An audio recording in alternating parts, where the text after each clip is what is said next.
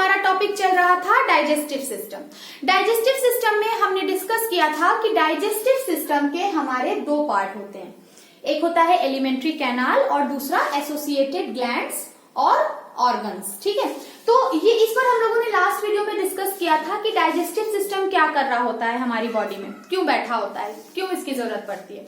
तो थोड़ा सा रिवाइज कर लेते हैं। डाइजेस्टिव सिस्टम क्या करता है बच्चों, हमारे फूड को जो भी हम बाहर से इंटेक करते हैं अपनी बॉडी में, इंजेक्शन करते हैं, उन फूड पार्टिकल्स को फिजिकली और केमिकली ब्रेक डाउन करता है, उसको इस फॉर्म में, इतना सिंपलेस्ट फॉर्म में ले आता है कि इजिली हमारा ब्लड उसे कैरी कर सके और इजिली उसे हर सेल तक एसिमिलेट करा दे। तो ये बेसिक कॉन्सेप्ट था हमारे डाइजेस्टिव सिस्टम का। तो जो भी चीजें हम खाते हैं, जो भी फूड पार्टिकल्स हम खाते हैं, जो भी फूड स्टफ्स हम लेते हैं अपनी बॉडी में, उसको डाइजेस्ट कराता है हमारा डाइजेस्टिव सिस्टम। डाइजेस्ट कराना इन द सेंस कि उसे कॉम्प्लेक्स फॉर्म से सिंपलेस्ट फॉर्म में ले आता है ताकि हमारी बॉडी उसे कंज्यूम कर सके। अब यहाँ पर बात चल रही थी हमारी डाइजेस्टिव सिस्टम के दो पार्ट होते हैं। ठीक है, इस पर भी हम लोग बात करेंगे, इस पर भी बात हमने स्टार्ट कर दी थी अपनी लास्ट वीडियो में। आप देख सकते हैं मेरी लास्ट वीडियो, उसमें आपको पूरा एलिमेंट्री कैनाल का डिस्क्रिप्शन मैंने विद डायग्राम दिया है, फिर से आप उसे देख सकते हैं। अब एलिमेंट्री कैनाल के कई सारे पार्ट थे, buccal cavity, oesophagus, stomach, small intestine, large intestine, ये सारे पार्ट किससे हैं, हमारी एलिमेंट्री कैनाल। हमारे माउथ से जो एलिमेंट्री कैनाल स्टार्ट होती है वो पूरी एनस तक एक लंबी ट्यूब होती है, लगभग 7 से 9 मीटर। इन सारी बातों पर हम लोगों ने डिस्कस कर लिया था। एलिमेंट्री कैनाल में हमारे हर वक्त क्या चल रहा होता है, पूरे समय क्या चल रहा होता है, पेरिस्टाल्टिक मूवमेंट चल रहा होता है, जिसकी वजह से हमारा खाना धीरे धीरे धीरे धीरे धीरे धीरे क्या होता है, आगे बढ़ रहा होता है, डाइजेस्ट हो रहा होता है, फिजिकल ब्रेकडाउन हो रहा होता है, केमिकल ब्रेकडाउन हो रहा होता है और धीरे धीरे वो सिंपलेस्ट फॉर्म में आ जाता है और इंटेस्टाइन में जाकर हमारा डाइजेशन कंप्लीट होता है और फिर बचे हुए वेस्ट मटेरियल को हम एनस के थ्रू बॉडी के बाहर कर देते हैं। ठीक है, तो हमारा जो एलिमेंट्री कैनाल का पहला पार्ट था उस पर हम लोगों ने डिस्कशन स्टार्ट किया था और पहला पार्ट था हमारा बकल कैविटी। ठीक है, अगर आपको याद होगा मैंने अपनी प्रीवियस वीडियो में आपको बताया था कि बकल कैविटी के 3 पार्ट हैं। बकल कैविटी में 3 पार्ट नहीं है, सॉरी, बकल कैविटी में मतलब हमें 3 चीजें पढ़नी है बकल कैविटी में। बकल कैविटी क्या है, ये माउथ से जो ओपनिंग होती है उसको हम बकल कैविटी कहते हैं, ये सब मैं बता चुकी हूँ। हमें पढ़ना था टीथ, हमें पढ़ना है टंग और हमें पढ़ना है सलाइवरी ग्लैंड। ठीक है, टीथ पर मैंने अपनी प्रीवियस वीडियो में डिस्कस किया है, आप उसे देख सकते हैं। आज का जो हमारा टॉपिक है वो है टंग एंड सलाइवरी ग्लैंड। ठीक है, चलिए without any delay let's start. सबसे पहले हम लोग अपनी बकल कैविटी में क्या स्टार्ट करने वाले हैं बच्चों, सबसे पहले हम लोग आज स्टार्ट करेंगे टंग। और ये क्योंकि हम ह्यूमन का पढ़ रहे हैं तो ह्यूमन एनाटॉमी पढ़ने में बहुत ही मजा आता है, क्योंकि इनमें हमको धीरे धीरे अपने ही शरीर की बहुत सारी ऐसी नॉलेज हो जाती है जो हमें नहीं पता होती है। ठीक है, तो इस वीडियो को पूरा एंड तक देखिएगा, बहुत मजा आने वाला है। ठीक है, चलिए टंग स्टार्ट करते हैं जो कि हमारे बकल कैविटी में प्रेजेंट होती है। अब क्योंकि ये डाइजेस्टिव सिस्टम का पार्ट है तो ऑब्वियस सी बात है हमारी टंग भी डाइजेशन में हेल्प कर रही है। पहले तो मैं एक बेसिक स्ट्रक्चर बनाती हूँ जो कि मैं हमेशा ही बना रही हूँ। ये क्या है, हमारा कोई पर्सन है जिसने अपना मुंह ऐसे करके खोल रखा है। ठीक है, खोल रखा है उसने अपना मुंह। ठीक, यहां पर आपको क्या देखने को मिलेगा, इस तरह टंग होती है। ठीक है, इस तरह से हमारी टंग प्रेजेंट होती है।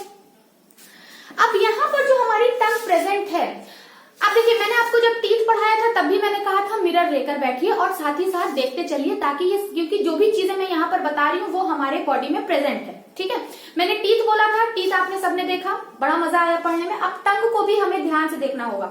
ठीक है, एक मिरर लेकर बैठिए और टंग को बाहर निकाल के देखिए, जितना आपको चीजें ऑब्जर्व होंगी वो सारी चीजें यहाँ पर आपको मैं डिस्कस करूंगी। ठीक है, तो पहले तो हम लोग जो टंग इस तरह बाहर निकालते हैं तो जितना पोर्शन हमारी टंग का बाहर आता है उससे कई ज्यादा पोर्शन हमारे बकल कैविटी के पीछे की साइड जो है प्रेजेंट होता है। हमारी टंग थोड़ा लंबी होती है, बहुत उसका थोड़ा सा पोर्शन हमारे बकल कैविटी में जिसको हम बाहर निकाल के देखते हैं दिख रहा होता है। ठीक है, अब बात आती है कि ये टंग जो है हमारे बकल कैविटी में किस तरह प्रेजेंट है। तो बकल कैविटी में हमारी टंग जो है वो बकल कैविटी से क्या है, जुड़ी हुई है। ठीक है, पहले टंग पर बात कर लेते हैं। टंग है क्या बच्चों? टंग जो है एक मस्कुलर ऑर्गन है। क्या है? एक मस्कुलर ऑर्गन है। इसकी बनी हुई है मसल, स्केलेटल मसल्स की बनी हुई है। अब आप लोगों को थोड़ा सा टिश्यू में भी जाना पड़ेगा। स्केलेटल मसल्स की बनी है। किसकी बनी है? स्केलेटल मसल्स की बनी है। आपको याद होगा जब मैंने टिश्यू पढ़ाया था, एनिमल टिश्यू, तो वहां मैंने बताया था स्केलेटल टिश्यू के बारे में, स्केलेटल मसल्स के बारे में। स्केलेटल मसल्स को हम स्केलेटल मसल इसलिए कहते हैं क्योंकि ये हमारे स्केलेटन से अटैच होती हैं। हर स्केलेटल मसल्स स्केलेटन से यानी बोन से जुड़ी होती हैं। अब क्योंकि टंग भी हमारी एक स्केलेटल मसल है, तो ये भी किसी न किसी बोन से तो जुड़ी होगी, किसी न किसी बोन से अटैच होगी, तभी तो हम इसे स्केलेटल मसल कह रहे हैं। ठीक है, कहाँ जुड़ी हुई है आगे बात करते हैं। एक मस्कुलर ऑर्गन है, स्केलेटल मसल की बनी हुई है, शरीर की सबसे स्ट्रॉन्गेस्ट मसल कहलाती है। ठीक है, ये सवाल भी कभी कभी वन वर्ड में पूछ लेता है, इसको स्टार मार्क कर लीजिएगा कि ये क्या है? शरीर की सबसे स्ट्रॉन्गेस्ट मसल्स कहलाती है। सबसे स्ट्रॉन्गेस्ट मसल क्या है हमारे शरीर की? हमारा टंग। ठीक है, अब हमारा टंग जो है हमारी अगर आप देखें कि काम कैसे करता है। ठीक है, तो आप मुझे ये बताइए, हम लोगों ने जब टिश्यू पढ़ा था तो हमने देखा था हमारी जो स्केलेटल मसल्स होती हैं वो हमारी वॉलेंट्री मसल्स होती हैं। वॉलेंट्री बोले तो जिन पर हमारे विल पावर का कंट्रोल होता है, जैसे हमारी हाथ की मसल्स, हमारे पैर की मसल्स, हमारे नेक की मसल्स, हमारे फेशियल जो एक्सप्रेशन हम चेंज करते हैं उसकी मसल्स, है ना। तो ये मसल्स क्या है? हमारे वॉलेंट्री एक्शंस, मतलब हमारे वॉलेंट्री कंट्रोल में आती हैं, वॉलेंट्री एक्शंस करती हैं। ठीक है, उसके बाद हमने जो स्मूथ मसल्स पढ़ी थी, स्मूथ मसल्स क्या थी? इनवॉलेंट्री एक्शन परफॉर्म करती हैं, जैसे कि हमारे फूड पाइप हो गया, हमारा स्टमक हो गया, ये सब हमारे स्मूथ मसल्स के बने हुए, इन पर हमारे विल पावर का कंट्रोल नहीं है ना। मैं सोचूं कि आज मैं अपना पेरिस्टैल्टिक मूवमेंट रोक लूं या अपने स्टमक को आज आराम दे दूं, तो मैं नहीं कर सकती ऐसा, आप भी नहीं कर सकते, क्योंकि इस पर हमारे विल पावर का कंट्रोल नहीं है। बट स्केलेटल मसल्स क्या है? हमारी क्या है? वॉलेंट्री मसल्स कहलाती हैं, वॉलेंट्री मसल्स होती हैं। ठीक है, वॉलेंट्री मसल्स यानी इन पर हमारे विल पावर का कंट्रोल है। आप अपने टंग को अपनी मर्जी से मूव करा सकते हैं, इस तरह, ऐसे ऐसे, इस तरह से हम जैसे चाहे अपने मसल्स को क्या करा सकते हैं, अपने टंग को क्या कर सकते हैं? मूव करा सकते हैं, है ना। तो यानी इतनी सारी बातें हमको अपने टंग के बारे में जानने को मिली। ठीक है, क्या है ये? स्केलेटल मसल है, स्ट्रॉन्गेस्ट मसल है, हमारे विल पावर के कंट्रोल में है। ठीक है, क्यों स्केलेटन कह रहे हैं? क्योंकि ये किसी न किसी बोन से आगे कनेक्ट होगी। पहली बात तो ये कि हमारे बकल कैविटी में कैसे कनेक्टेड है। तो हमारे बकल कैविटी से जिस पोर्शन से ये कनेक्ट होती है, मैं अगर इसको अलग कलर से बना दूं तो इस पोर्शन जहां से ये हमारे बकल कैविटी से कनेक्टेड होती है, हमारी मसल्स ऊपर की तरफ तो नहीं, नीचे की तरफ हमारी टंग, आप घुमाकर फील करके भी देख सकते हैं। ये मतलब एक फील करने वाली बात होगी कि आप अपने टंग को घुमाकर देख लीजिए कि आपकी टंग कहां तक, आप ऊपर उठाकर, जब आप मिरर में देखेंगे टंग को ऊपर उठाकर, तो हम देखेंगे हमारे बकल कैविटी से क्या है? ऐसे जुड़ी हुई है, चिपकी हुई है। तो जिस पोर्शन से जुड़ी होती है उसे कहते हैं फ्रीन्यूलम। फ्रीन्यूलम क्या कहते हैं बच्चों? इसको फ्रीन्यूलम कहते हैं। ठीक है, ऊपर लिख दूं मैं इसको, क्योंकि अभी मुझे यहाँ पर बोन बनाना है। इसको क्या कहते हैं? इसे कहते हैं फ्रीन्यूलम। याद रखिएगा, ये सब वन वर्ड में क्वेश्चन पूछे जाते हैं। तो फ्रीन्यूलम के थ्रू हमारी जो टंग है वो हमारे बकल कैविटी से चिपकी होती है। आप इसे पकड़ के बाहर नहीं खींच सकते। ठीक है, जितना पोर्शन बाहर आता है, जितना पोर्शन फ्री है, बस उतने ही पोर्शन आप बाहर ला सकते हैं। बहुत ज्यादा आप अपने टंग को बाहर नहीं कर पाएंगे। जितना फ्री है उतना ही पोर्शन बाहर आएगा, बाकी का हमारे मसल्स से, हमारे बकल कैविटी में क्या है? चिपका हुआ है। किसके थ्रू? फ्रीन्यूलम के थ्रू। ठीक है, अब मैंने आपको बताया कि टंग हमारे पीछे तक होती है। तो टंग जो होती है वो हमारी ऐसे पीछे जो है हमारे बकल कैविटी में आगे जाती है और आगे जाकर एक बोन से कनेक्ट होती है। बोन को भी मैं अलग, क्योंकि ये क्या है भाई, बोन से तो कनेक्ट होना इसका बनता है ना। इस बोन से कनेक्ट होती है क्योंकि ये स्केलेटल मसल है, इसलिए ये किसी न किसी स्केलेटन से तो कनेक्ट होगी। तो ये एक बोन से कनेक्ट होती है। इस बोन को हम क्या बोलते हैं? Hyoid bone. क्या बोलते हैं? Hyoid bone. ठीक है, मजेदार बात क्या है, हमारे शरीर की जितनी बोन है सारी बोन एक दूसरे से कनेक्टेड है लिगामेंट के थ्रू। ठीक है, सारी बोन एक दूसरे से, 206 हड्डियां हैं हमारे शरीर में और सारी की सारी हड्डियां क्या है? आपस में एक दूसरे से कहीं ना कहीं कनेक्टेड है। लेकिन हायोइड बोन जो है ये एक ऐसी बोन है, एक अकेली एक लौती ऐसी बोन है जो बाकी किसी बोन से अटैच नहीं होती। हमारे बकल कैविटी में एकदम लास्ट पोर्शन में ये छोटी सी बोन पाई जाती है, इस पे इसके ऊपर सिर्फ हमारी टंग चिपकी होती है और ये बोन बाकी किसी बोन से कनेक्टेड नहीं होती। ठीक, आगे बात समझ में। तो इतनी बातें तो हमने बाहर से पढ़ ली। ठीक है, कैसे होती है, फ्रेन्यूलम से हमारे बकल कैविटी में अटैच होती है और पीछे की तरफ जिस बोन से अटैच होती है, क्योंकि ये स्केलेटल मसल है इसलिए ये बोन से कनेक्टेड होती है, और जिस बोन से कनेक्टेड होती है उस बोन को हम क्या बोलते हैं, हायोइड बोन बोलते हैं। ठीक, अब हम देख लेते हैं कि हमारी जो टंग है, कहाँ बनाऊं मैं, इसको मिटाना ही पड़ेगा। ठीक है, अब जो हमारी जो टंग है, ये टंग हमारी दिखती कैसे है। अब इसके लिए तो आपको बच्चों मिरर लेके बैठना ही पड़ेगा, क्योंकि जब तक हम अपनी टंग को ध्यान से नहीं देखेंगे तब तक हमें नहीं समझ में आएगा कि मैं यहाँ पर क्या क्या वर्ड यूज कर रही हूँ, आपको नहीं समझ में आएगा, आपको देखना पड़ेगा अपनी टंग। ठीक है, तो बेसिकली जब हम लोग अपने टंग को बाहर निकालते हैं तो हमें कुछ ऐसी सी दिखती है अपनी टंग, कुछ इस तरह से दिखती है। ठीक, बहुत शार्प हो गई, लेकिन हम अपनी बोन का, अपने टंग का साइज भी तो चेंज कर लेते हैं ना। डॉक्टर कहता है टंग दिखाइए, ऐसे करके आप दिखाते हैं, है ना। किसी को चिढ़ाना होता है तो हम ऐसे करके चिढ़ाते हैं। कुछ लोग तो अपने टंग को रोल भी कर लेते हैं, जस्ट लाइक दिस, इस तरह हम लोग रोल भी कर लेते हैं। तो हम इसको, क्योंकि ये वॉलेंटरी मसल्स हैं, तो ये हमारे विल पावर के कंट्रोल में, हम जैसा चाहें इसको मूव करा सकते हैं। ठीक है, तो ये हो गई हमारी टंग जो हम बाहर निकालने पर देखते हैं। अब अगर आपने ऑब्जर्व किया होगा तो हमारे टंग ऐसे स्मूथ नहीं है, हमारे टंग पे छोटे छोटे दाने दिखाई देते हैं, है ना। छोटे छोटे ऐसे उभरे हुए से कुछ दाने दिखाई देते हैं। थोड़ा आप ध्यान से देखिएगा तो आपको छोटे बड़े हर साइज के छोटे छोटे दाने दिखाई देते हैं। इधर साइड में भी, इधर साइड में भी, पीछे की तरफ थोड़ा बड़े बड़े दाने होते हैं, टिप के ऊपर थोड़ा छोटे छोटे दाने होते हैं।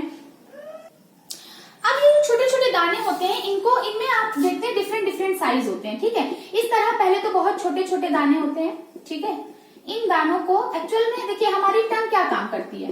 अब आपको अगर ध्यान हो, मैंने बताया था ये जब भी हम खाना खाते हैं, ठीक है, तो बिना टंग के डाइजेशन कंप्लीट हो ही नहीं सकता, मतलब आपको पता ही नहीं चलेगा आपने क्या खाया। जैसे ही आप खाना मुंह में रखते हैं, हमारी सलाइवरी ग्लैंड, जो कि हमें आगे पढ़ना है, सलाइवरी ग्लैंड क्या सिक्रीट करने लगती है, सलाइवा सिक्रीट करने लगती है। ये सलाइवा खाने के साथ मिक्स करने में हेल्प कौन करता है, हमारी टंग। जैसे हम लोग मान लीजिए दाल में हम नमक डालते हैं, फिर चम्मच से हमें घुमाना होता है ना, ताकि अच्छे से नमक जो है वो दाल के अंदर क्या हो जाए, मिक्स हो जाए। उसी तरह हमारे मुंह में जो भी खाना हमने खाया है उसके साथ सलाइवा बढ़िया सा मिक्स हो जाए, इसलिए टंग क्या करती है, उसको ऐसे ऐसे रोल कर रही होती है, ऐसे ऐसे रोल कर रही होती है। इस प्रोसेस को कहते हैं मैस्टिकेशन। ठीक है, दूसरा काम हमारी टंग क्या कर रही होती है, हमारा टंग हमें टेस्ट आइडेंटिफिकेशन कराता है, हमें स्वाद पता चलता है। जब भी हम जबान पे कोई चीज रखते हैं तो हमें उसका टेस्ट पता चलता है। ठीक है, तो टेस्ट बर्ड यहाँ प्रेजेंट होती है, लेकिन टेस्ट बर्ड ऐसे प्रेजेंट नहीं होती है। टेस्ट बर्ड से पहले ही इसके ऊपर छोटी छोटी दाने पाए जाते हैं, जिनको हम क्या बोलते हैं, पैपिला बोलते हैं। क्या बोलते हैं, पैपिला। ठीक है, ये पैपिला कई तरह के होते हैं। कुछ छोटे छोटे पैपिला होते हैं इस तरह से, कुछ जो मैंने छोटे छोटे बनाए हैं आपको दिख रहे हैं, छोटे छोटे पैपिला हैं। ये बहुत ढेर सारे होते हैं, मतलब लार्ज नंबर ऑफ प्रेजेंट होते हैं इसमें, बहुत ढेर सारे होते हैं और बहुत छोटे छोटे प्रेजेंट होते हैं। इनको बोलते हैं, यहाँ पे नहीं लिखूं, अगर मैं यहाँ लिख दूं,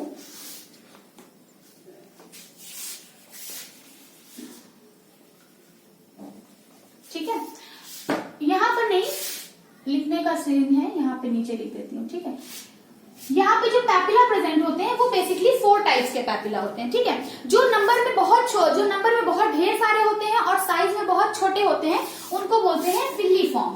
क्या बोलते हैं, फिल्लीफॉर्म पैपिला।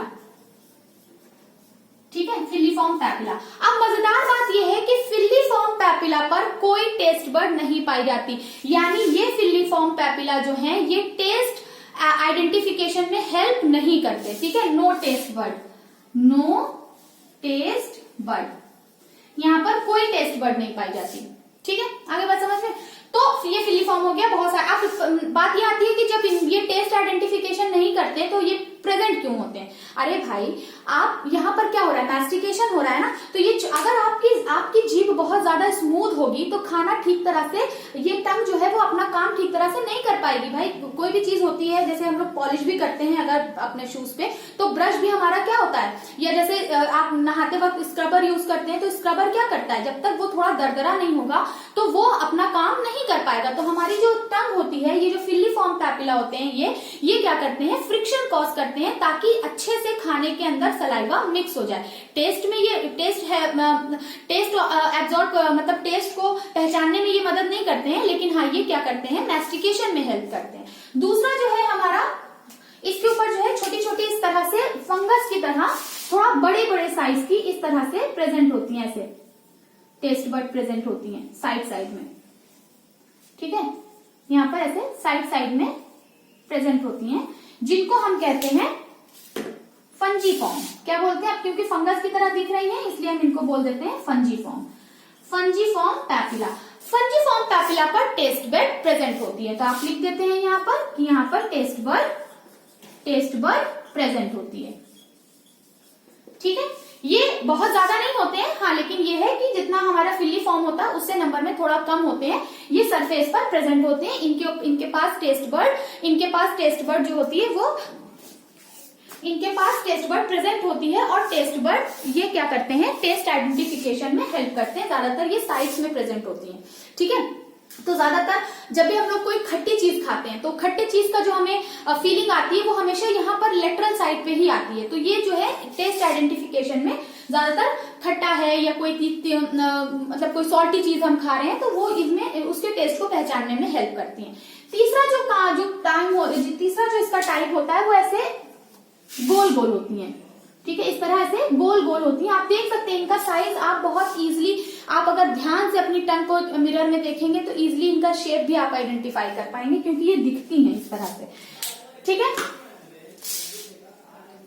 इनको बोलते हैं फोलिएट फॉर्म पैपिला। ये है फोलिएट, थोड़ा फॉलिकल साइड गोल गोल होते हैं, इनको फोलिएट कहते हैं। ये बच्चों में पाई जाती है, बड़े होने पर ये डिजेनरेट हो जाती है, यानी एडल्ट्स में फोलिएट नहीं पाई जाती, लेकिन हाँ क्योंकि टंग पर प्रेजेंट होती है, बच्चों में प्रेजेंट होती है, इसलिए हम इसको यहाँ पर पढ़ेंगे। अब मजेदार बात यह है कि कुछ हमारी जो पैपिला होते हैं वो बड़े साइज की होते हैं। अगर आप बहुत, जितना आप जीभ को बाहर निकाल सकते हैं निकालिए और मिरर में देखिए, ठीक है। तो आपको पीछे की तरफ, जहां पर हमारा व्यूला लटक रहा होता है, वहां पर पीछे की तरफ ऐसे बड़े बड़े दाने आपको दिखाई देंगे, है ना। यहाँ पर इस तरह से ऐसे बड़े बड़े दाने के फॉर्म में आपको दिखाई देंगी।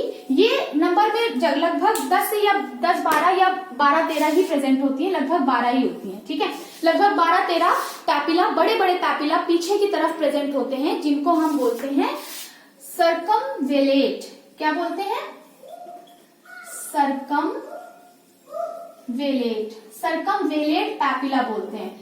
ये पैपिला जो होता है ये बहुत काम का होता है, क्योंकि यहाँ पर 1000 ऑफ टेस्ट बर्ड प्रेजेंट होती हैं। अगर मैं एक पैपिला बना दूं, इस तरह से अगर मैं एक पैपिला बना दूं तो इसके ऊपर छोटी छोटी टेस्ट बर्ड प्रेजेंट होती हैं, ठीक है। इस तरह से छोटी छोटी टेस्ट बर्ड इसके ऊपर प्रेजेंट होंगी, जो क्या करेंगी, टेस्ट को पहचानने में हमारी मदद करेंगी। तो जो हमारा सर्कमवेलेट पैपिला है, ये नंबर में तो बहुत कम होता है, लगभग 12-13 होता है, लेकिन ये फूड आइडेंटिफिकेशन में ये मतलब इनके ऊपर 1000 ऑफ टेस्ट बर्ड यहाँ पर प्रेजेंट होती हैं। इसलिए खाने में जब भी कोई चीज हम खाते हैं तो उसका स्वाद हमारे जो बकल कैविटी में रह जाता है ना, बहुत देर तक। हम लोग कोई बहुत टेस्टी चीज कोई खा लेते हैं तो बहुत देर तक हमारे मुंह में उसका स्वाद रहता है, क्योंकि वो पीछे की तरफ ही होती है। और ये हमारी सर्कमवेलेट पैपिला क्या करती है, फूड को, टेस्ट को पहचानने में मदद करती है, ठीक है। तो ये बात हो गई। अब क्या काम कर रही है हमारी टंग? हमारा टंग दो काम कर रही है, मैस्टिकेशन यानी फूड में सलाइवा को मिक्स करने का काम कर रही है, ठीक है। और दूसरा काम क्या कर रही है, टेस्ट आइडेंटिफिकेशन कर रही है। यहाँ पर हमारा टंग कंप्लीट हो जाता है, इससे ज्यादा आपसे और कुछ नहीं पूछा जाएगा, ठीक है।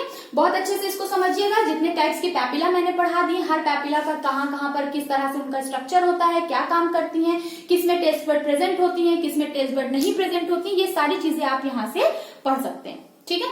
फिर बात आती है, अब हमें दूसरी चीज क्या पढ़नी थी बच्चों, क्या पढ़नी थी बताइए, चलिए जल्दी से बताइए फटाफट। हमने हमारा टॉपिक क्या चल रहा था, बकल कैविटी चल रहा था, और बकल कैविटी में हमने टीथ पढ़ लिया था, टीथ के टाइप्स हमने देख लिए थे, टंग हमने आज देख लिया, और अब हम यहाँ पर देखने वाले हैं सलाइवरी ग्लैंड, ठीक है, जो कि बकल कैविटी का ही सलाइवरी ग्लैंड हमारे बकल कैविटी का पार्ट नहीं है, नहीं बकल कैविटी में प्रेजेंट है, हमारे एलिमेंट्री कैनाल का पार्ट नहीं है, ठीक है। अब यहाँ पर हम सलाइवरी ग्लैंड देख लेते हैं। सलाइवरी ग्लैंड क्या है, लिखते हैं पहले, सलाइवरी ग्लैंड 3 पेयर्स पाई जाती हैं, यहां, यहां और यहां, ठीक है। अभी पोजीशन इसकी हम लोग देखेंगे। 3 तरह की होती है, 3 टाइप होता है, तीनों मिलकर क्या कर रही होती हैं, खूब सलाइवा सिक्रीट कर रही होती हैं। इतना ज्यादा सलाइवा सिक्रीट कर रही होती है कि दिन भर में हम लोग लगभग 1.5 लीटर तक सिर्फ सलाइवा सिक्रीट करते हैं, ठीक है। तो ये सलाइवरी ग्लैंड क्या सिक्रीट करेंगी, सलाइवा, ठीक।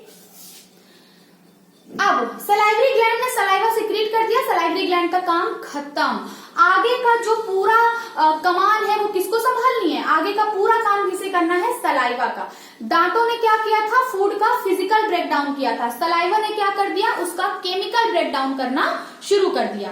आगे बात समझ में। आप देखिए, पहले तो हम देख लेते हैं इसकी पोजीशन कैसे होती है। तो पहले पोजीशन के लिए फिर से हमें वही मुंह बनाना पड़ेगा इस तरह से, ठीक है।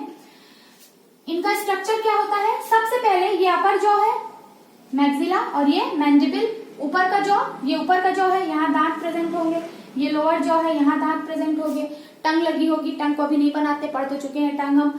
सबसे पहले ऊपर की तरफ क्या होती है, हमारी एक सलाइवरी ग्लैंड इस तरह प्रेजेंट होती है, ठीक। दूसरी कहां प्रेजेंट होती है, ये इस तरह से प्रेजेंट होती है, ठीक। एक इधर मैंने इधर का बनाया है, उसी तरह इधर भी होगी, कान के पीछे, आप यहां पर समझ लीजिए, हमारे कान के पास यहां पर प्रेजेंट होती है, ठीक है। इसको बोलते हैं पैरोटिड, सबसे बड़ी होती है, ये साइज में क्या होती है, सबसे बड़ी होती है और सबसे ज्यादा सलाइवा सिक्रीट करती है, साइज में बड़ी होती है। इसको बोलते हैं, सलाइवरी ही ग्लैंड है, इसको बोलते हैं पैरोटिड। क्या बोलते हैं, पैरोटिड सलाइवरी ग्लैंड, ठीक है। फिर ऐसे नीचे की तरफ होती है हमारे,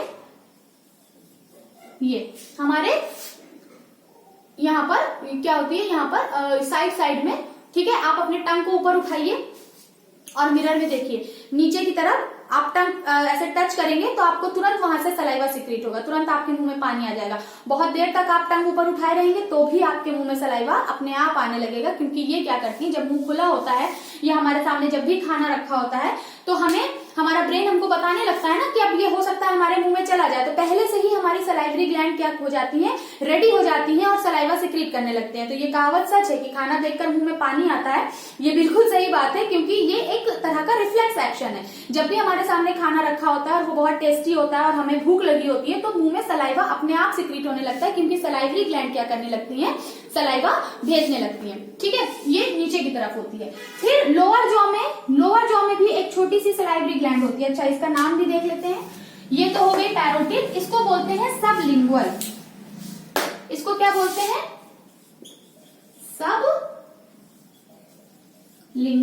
सबलिंगुअल सलाइवरी ग्लैंड। और ये नीचे वाली को क्या बोलते हैं, सबमैंडिबुलर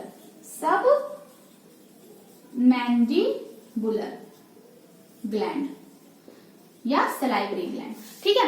तो 3 पढ़ी है, 3 इधर है, 3 इधर है, यानी कितने पेयर हो गई, 3 पेयर। 3 तरह की हमारी सलाइवरी ग्लैंड हो गई, पैरोटिड, सबलिंगुअल और सबमैंडिबुलर। तीनों ही क्या कर रही होती है, खूब सलाइवा। यहाँ पर डक्ट लगा होता है, यहाँ से सलाइवा आ रहा है, यहाँ से सलाइवा आ रहा है, यहाँ से सलाइवा आ रहा है। सोचिए मुंह के अंदर कितना सलाइवा आ रहा होता है, ठीक है। अब ये जो सलाइवा होता है इसका कॉम्पोजिशन क्या होता है, ये समझ में आ गया, ठीक है। नोट करना चाहे नोट कर ले, वीडियो पॉज करके। फिर अब ये सलाइवा का कॉम्पोजिशन क्या होता है, अगर हम देखें तो हमारा जो सलाइवा होता है वो उसका जो पीएच होता है थोड़ा सा एसिडिक होता है, 6.8 इसका पीएच होता है। फिलहाल ये पूछता नहीं है लेकिन मैंने बता दिया। सलाइवा के अंदर वाटर प्रेजेंट होता है, इसीलिए हम कहते हैं ना मुंह में पानी आता है, क्योंकि इसमें ज्यादातर पानी होता है। म्यूकस होता है, चिपचिपा सा, ठीक है, जिसकी वजह से हमारा सलाइवा जो होता है वो थोड़ा सा स्टिकी सा होता है, जिसको आप थूक भी कहते हैं। ठीक है, आप कहते हैं ना थूक देंगे, तो थूकना मतलब जो थूक होता है उसको आप इस सेंस में कहते हैं कि थूक देंगे, मतलब गंदी बात होती है ना, थूक देंगे तुम्हारे ऊपर, गंदी बात होती है। लेकिन थूक जो होता है, जो सलाइवा होता है वो गंदा नहीं होता है। ठीक है, अब इसका बहुत काम है यहाँ पर, अभी आप देखेंगे तो आपको बड़ी हैरानी होगी कि इतना सा सलाइवा जिसको हम दिन भर इधर उधर थूकते रहते हैं, ये सलाइवा कितना हेल्प कर रहा है हमारी खाने को डाइजेस्ट करने में। ठीक है, किसने सिक्रीट किया? सलाइवरी ग्लैंड ने। क्या पीएच है? 6.8। क्या प्रेजेंट है? Water mucus. इसके अंदर आयंस प्रेजेंट होते हैं, सोडियम आयन होता है, पोटेशियम आयन होता है, क्लोरीन आयन होता है। ठीक है, ये आयंस क्या करते हैं? सलाइवा को एक्टिव करते हैं डाइजेशन में हेल्प करने के लिए। दूसरा, हमारे सलाइवा में क्या प्रेजेंट होते हैं? एंजाइम प्रेजेंट होते हैं, ये सबसे इंपॉर्टेंट है। कौन से? 2 एंजाइम प्रेजेंट होते हैं, बहुत ही मेन एंजाइम। ठीक है, ध्यान से देखिएगा। पहला एंजाइम है सलाइवरी एमाइलेज, सलाइवरी एमाइलेज, जिसे हम टाइलिन भी कहते हैं, जिसे हम टाइलिन भी कहते हैं। ठीक, और दूसरा होता है लाइसोजाइम, लाइसोजाइम।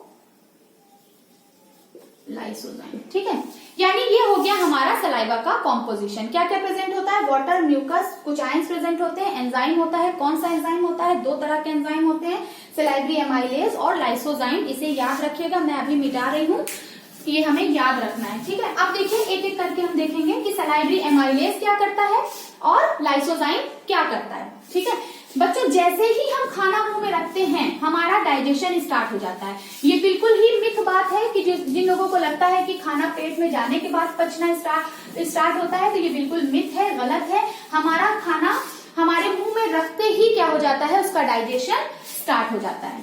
ठीक है, अब हमने खाना क्या करा? मुंह में रखा। ठीक, कैसे निकलेगा भाई? चलो, हमने क्या किया? फूड को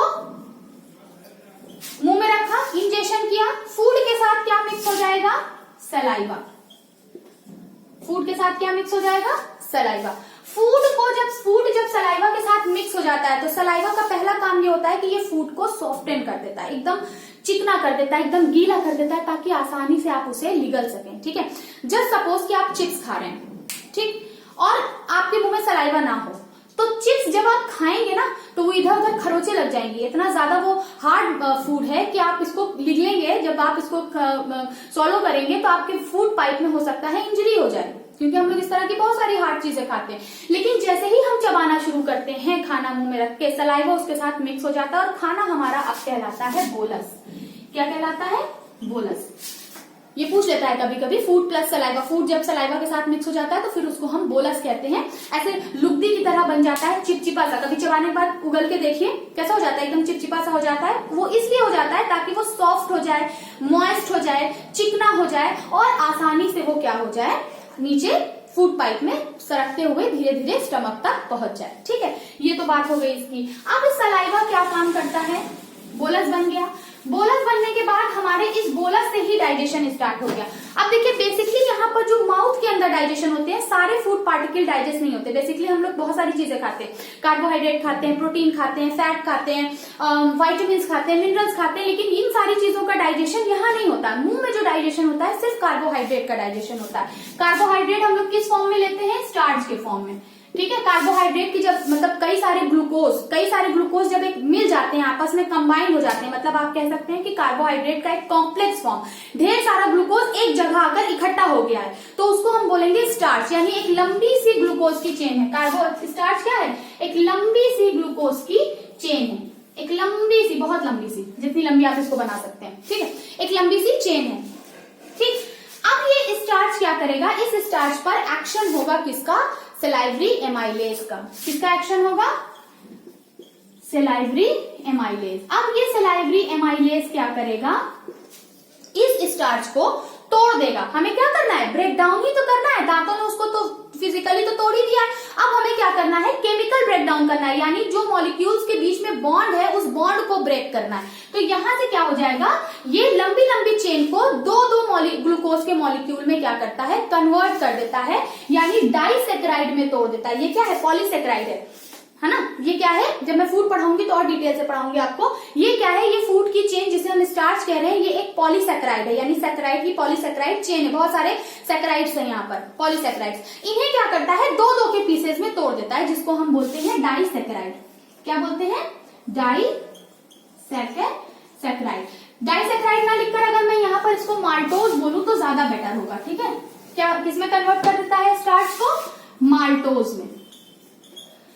स्टार्च को किसमें कन्वर्ट कर दिया, माल्टोज को। Maltose is a simpler form. ये क्या है, लंबी चेन थी, यहाँ पर माल्टोज क्या है, ग्लूकोज, दो ग्लूकोज की एक चेन बन जाती है। मतलब इस तरह से दो दो ग्लूकोज की, ढेर सारे दो दो ग्लूकोज के। अभी भी यहाँ पर ग्लूकोज सिंपलेस्ट फॉर्म में नहीं आया है, सिंपलर फॉर्म में आया है। मतलब हमने बहुत लंबी चेन खाई थी, लेकिन यहाँ पर वो चेन क्या हो गई, ब्रेक हो गई, ठीक है। यानी जो हमारा कार्बोहाइड्रेट था वो डाइजेस्ट होना शुरू हो गया। पूरा कार्बोहाइड्रेट डाइजेस्ट नहीं होता है, सिर्फ यहाँ पर 30% स्टार्च क्या होता है, डाइजेस्ट हो जाता है, ठीक है। किसमें स्टार्ट हो जाता है, किसमें डाइजेस्ट हो जाता है, माल्टोज में। अब ये माल्टोज नीचे जाएगा, इस माल्टोज पर और केमिकल का एक्शन होगा, फिर ये माल्टोज किसमें टूटेगा, ग्लूकोज में टूटेगा। और ग्लूकोज हमें क्या लेना है, ग्लूकोज। ग्लूकोज क्या है, एक ग्लूकोज, ये अकेला क्या है, ग्लूकोज है। ग्लूकोज, दो ग्लूकोज जुड़ जाते हैं तो माल्टोज बना लेता है, डाइसेकेराइड, ट्राइसेकेराइड, टेट्रासेकेराइड, पॉलीसेकेराइड। ढेर सारे ग्लूकोज जब जुड़ते जाते हैं तो क्या बन जाता है, स्टार्च बन जाता है। और स्टार्च मीठा नहीं होता।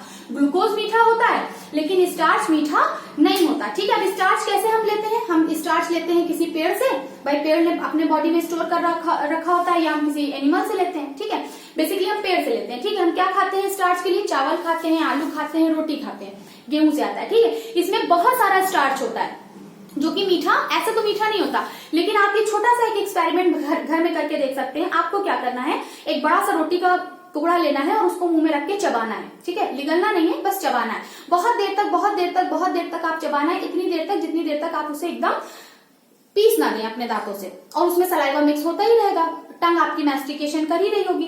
फिर थोड़ी देर तक चबाने के बाद आपको वो रोटी का टुकड़ा मीठा लगने लगेगा। क्यों मीठा लगने लगेगा, क्योंकि हमारा जो स्टार्च था वो धीरे धीरे ब्रेक होने लगा है ग्लूकोज में। माल्टोज मीठा होता है, ग्लूकोज मीठा होता है, स्टार्च मीठा नहीं होता, क्योंकि एक लंबी चेन है, बहुत कॉम्प्लेक्स फॉर्म में है। लेकिन जब वो ब्रेक होने लगता है, माल्टोज के फॉर्म में आने लगता है, तो वो हमको उसकी स्वीटनेस फील होने लगती है, हमें उसका मीठापन फील होने लगता है। आगे बात समझ में। तो यहाँ पर हमारा स्टार्च क्या कर रहा है, सलाइवरी एमाइलेज, जो कि सलाइवा में प्रेजेंट है।